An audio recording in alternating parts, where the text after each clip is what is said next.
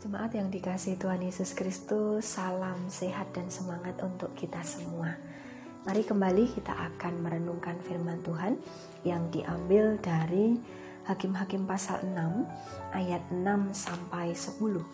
Hakim-Hakim pasal 6 ayat 6 sampai 10 yang demikian firman Tuhan.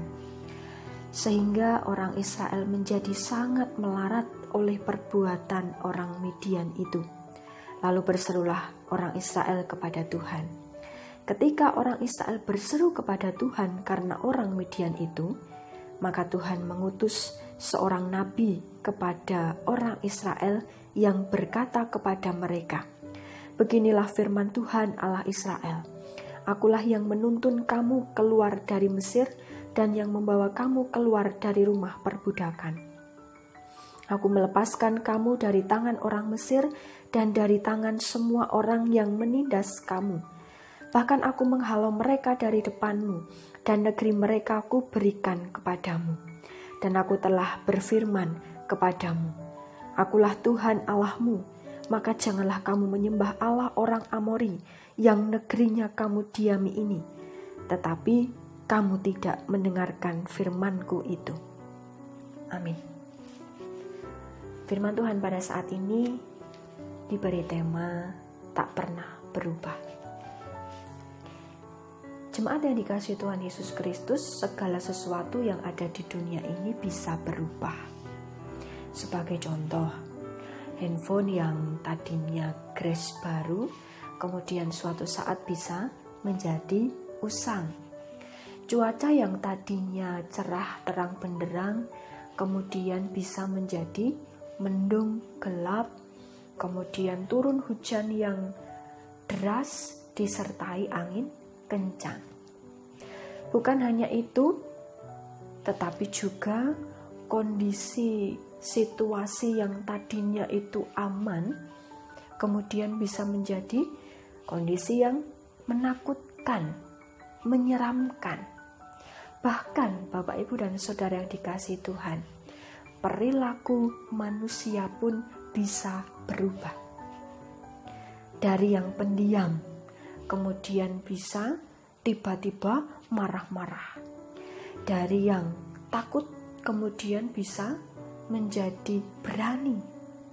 Kadang bersungut-sungut, kadang bersyukur, dan sebagainya. Demikian pula perilaku bangsa Israel pun juga berubah-ubah.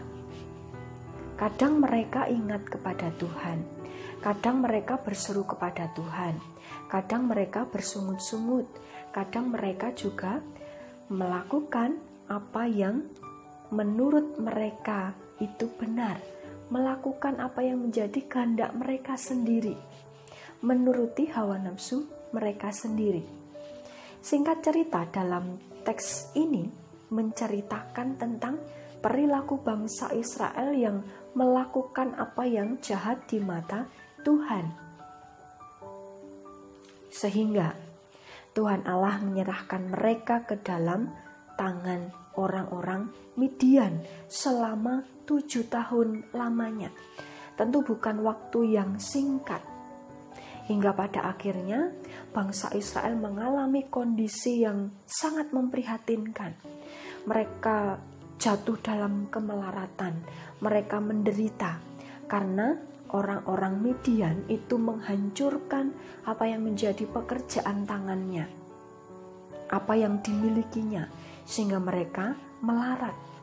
Mereka tidak bisa menikmati hasil panen mereka, mereka tidak bisa menikmati hasil pekerjaan mereka. Nah, barulah mereka berseru kepada Tuhan. Demikian gambaran pengalaman dari bangsa Israel. Dalam tanda kutip, mereka datang saat butuh.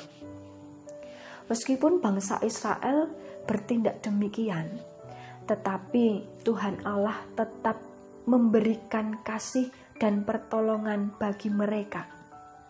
Bahkan Tuhan mengingatkan mereka, ingatlah bahwa Tuhan Allah itu senantiasa menyertai mereka. Mereka dituntun dari Mesir, mereka senantiasa dilindungi, mereka senantiasa diperhatikan oleh Tuhan. Dalam kondisi itu, Tuhan memberikan pertolongan bagi bangsa Israel, yakni dengan mengirimkan utusannya, yaitu Nabi Gideon, yang akan memimpin mereka mengalahkan orang Midian. Dan bukan hanya itu saja, tetapi Gideon juga diutus untuk menyadarkan kembali bangsa Israel, sehingga mereka berjalan seturut dengan apa yang dikehendaki oleh Tuhan.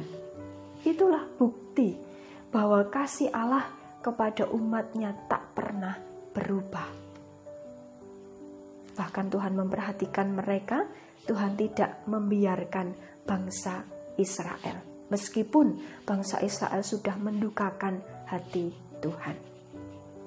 Jemaat yang dikasihi Tuhan Yesus Kristus, jika kondisi dalam hidup kita bisa berubah, entah senang yang kita rasakan, ataukah sedih, ataukah kita sedang dalam kondisi yang terancam, tentunya saat ini, karena virus corona itu bukan hanya mengancam nyawa seseorang, tetapi juga sudah membawa dampak yang buruk bagi pekerjaan seseorang. Karena banyak orang yang kemudian tidak bisa bekerja, kehilangan pekerjaan. Namun ingatlah Bapak, Ibu, dan Saudara, bahwa kasih Tuhan tak pernah berubah. Bahkan Tuhan senantiasa mengasihi dan memberikan pertolongan melalui caranya yang unik. Inti dari perenungan firman Tuhan pada saat ini adalah, walaupun kondisi terkadang bisa mempengaruhi perubahan perilaku manusia, namun kasih Tuhan pada umatnya itu tak pernah berubah. Apa yang bisa kita lakukan? Apapun yang menimpa kita saat ini, marilah kita bersyukur pada Tuhan yang senantiasa mengasihi kita, dan tetaplah semangat untuk terus berkarya. Tuhan memberkati. Amin.